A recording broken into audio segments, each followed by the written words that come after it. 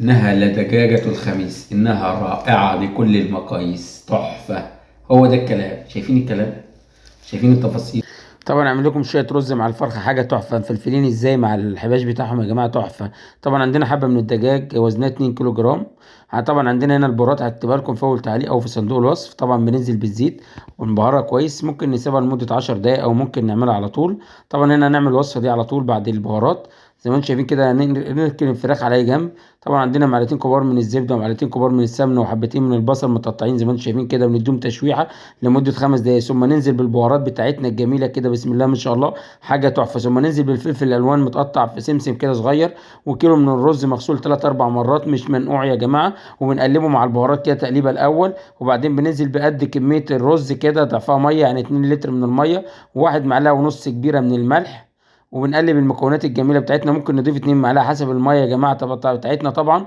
وبنضيف الزبيب بتاعنا، طبعا بيدي تكه وتيست كده. ورقتين 3 من السلفر بنلفها كويس، وبعدين ورقه زبده زي ما انتم شايفين كده وبنخرمها عشان نحط الدجاج بتاعنا او حبه الدجاج كامله. زي ما انتم شايفين نزلنا بالدجاج كده، وهنبدا ننزل بالنص التاني ونيجي مغطينا بقى بورق الزبده برده كده زي ما انتم شايفين. وطبعا عندنا فرن مسخن جنبنا على درجه حراره 220، بنغطي بعد ورق الزبده بسلفر يا جماعه ورقتين من.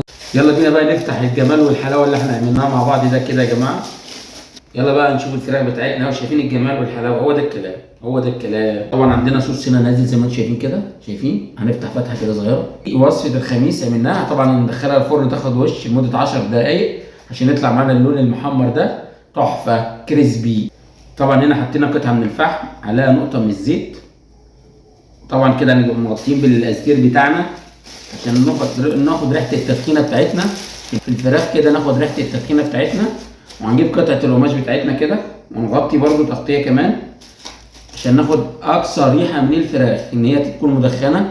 وهتطلع الطعم تحفه يا جماعه مع الرز المتبهر التحفه ده. زيكم كده حبايبي واخواتي، احلى فراخ هتعملوها فراخ الخميس، دجاجه الخميس دي تحفه. وتابعوني عشان تشوفوا دجاجه الخميس وصفه كل اسبوع ان شاء الله. بحبكم في الله. شايفين التفاصيل يا جماعه، تحفه مع الفحم، شغل جامد جدا. والرز بتاعنا الجميل في حته تانيه. طبعا نبدا ندوق ونقول بسم الله.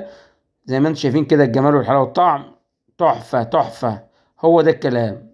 ناخد كمان معلقه كده جميله يا جماعه، تحفه. والحبايه مفلفله كده والطعم في حته تانيه مع سنه الاسبايس. شايفين الدجاج عامل ازاي، مستوي ازاي، تحفه. ولون الدجاج عامل ازاي معانا، حكايه بصراحه. هتعملوها وتطلع وصفه جميله، والتدخين باين فيها يا جماعه بكل سهوله.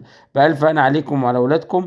ولو عجبكم الفيديو ما تنسوش بقى تعملوا لايك وشير واشتراك في القناه او في الصفحه عشان تشوفوا وصفات كتير. بألف انا عليكم، وصلي على الحبيب قلبك كتير.